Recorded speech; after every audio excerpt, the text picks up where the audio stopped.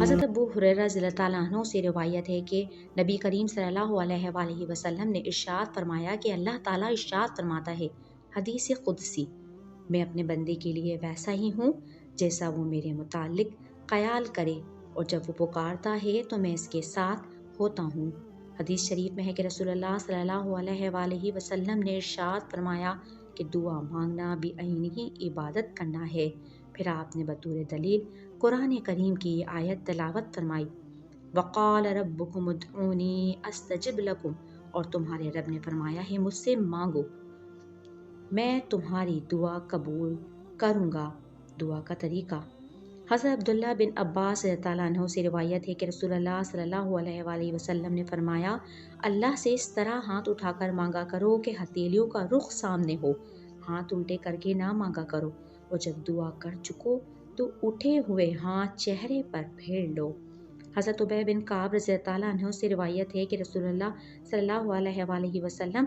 جب کسی کو یاد فرماتے تو اس کے لیے دعا کرنا چاہتے تو پہلے اپنے لیے دعا مانگتے، پھر اس شخص کے لیے دعا فرماتے۔ فضالہ بن عبید رضی اللہ عنہ راوی ہے کہ رسول اللہ صلی اللہ علیہ وآلہ وسلم نے ایک شخص کو سنا،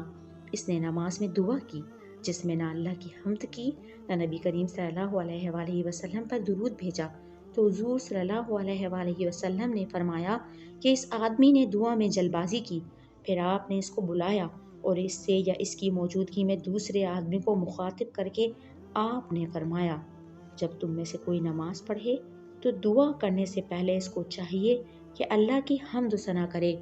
پھر اس کے رسول صلی اللہ علیہ وآلہ وسلم پر درود بھیجے، اس کے بعد جو چاہے اللہ سے مانگے۔ دعا میں ہاتھ اٹھانا، حضرت اکرمہ رحمۃ اللہ علیہ کا خیال ہے کہ انہوں نے حضرت عائشہ صدیقہ رضی اللہ عنہ سے یہ سنا ہے کہ وہ فرماتی ہیں کہ رسول اللہ صلی اللہ علیہ وآلہ وسلم کو میں نے دیکھا کہ آپ دونوں ہاتھ اٹھا کر دعا فرماتے تھے اور دعا میں یہ فرما رہے تھے، اے اللہ، میں بھی بشر ہوں، تو مجھ سے مواخذہ نہ فرما، میں نے اگر کسی مومن کو ستایا ہو یا برا کہا ہو تو اس کے بارے میں بھی مجھ سے مواخذہ نہ فرما،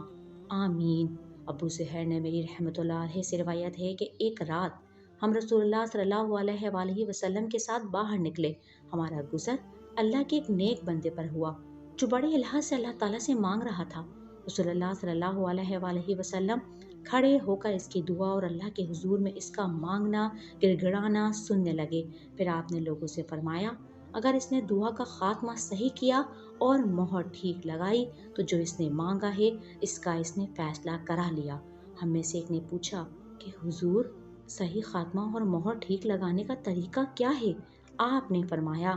آخر میں آمین کہہ کر دعا ختم کرے، تو اگر اس نے ایسا کیا تو بس اللہ تعالیٰ سے طے کرا لیا۔